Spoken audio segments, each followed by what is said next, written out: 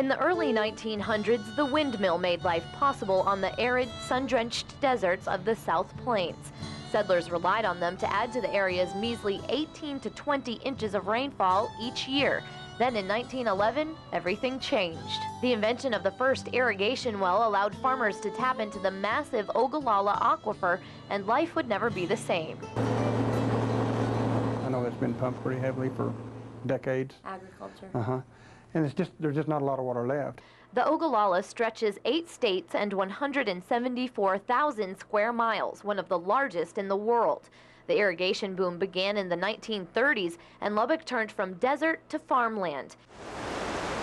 People here thought the water would never run out because it was replenished from the peaks of the Great Rocky Mountains. The best scientific data that we can establish indicates that probably 50% of the aquifer still remains.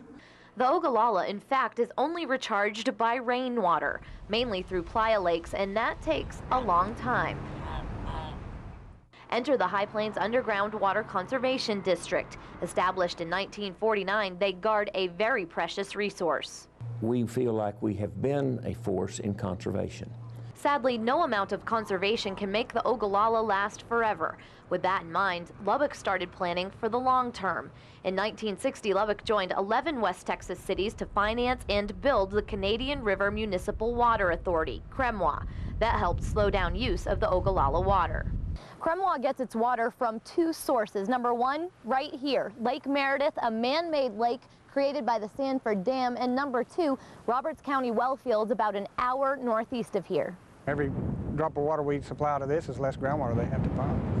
We consider Lake Meredith a renewable resource, and we really consider the Ogallala non-renewable. 70 to 80% of Lubbock's water flows down a massive pipeline from CREMWA into the city's water treatment plant. The other 20 to 30% comes from well fields in Bailey County near Muleshoe, and it's a good thing. About 2 years ago, the council noticed and brought to our attention that the Lake Meredith level was beginning to drop dangerously low. We didn't realize it could happen that fast. As the lake water drops, the quality also drops. Seemed like overnight almost we had, major problems on our hands. Now, without any major storms over Lake Meredith's watershed in years, CREMWA cut back water supplied from the lake to member cities like Amarillo, Plainview, and Lubbock.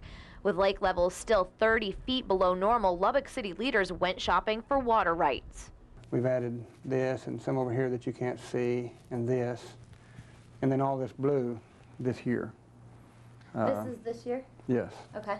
We went from about 42,500 to over 200,000 acres of water rights. That's a lot. Yeah. The green on this map represents Amarillo's water rights, and the pink, it belongs to oil tycoon T. Boone Pickens. Pickens lives and works in Dallas, but he owns a ranch in the northern Panhandle. His ideas to sell Panhandle water to large cities downstate have not made him popular.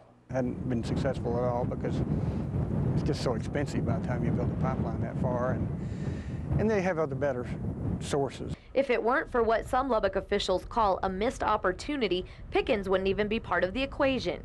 When we first got into the groundwater business, we bought water rights up fairly near his ranch. It was probably 5 or 10 miles away, and then he came to us and said he wanted to sell his too. Well, we were out of money at the time, and the cities just didn't want to come up with any more money at that time. We could have had, some great opportunities for our citizens that were just missed opportunities.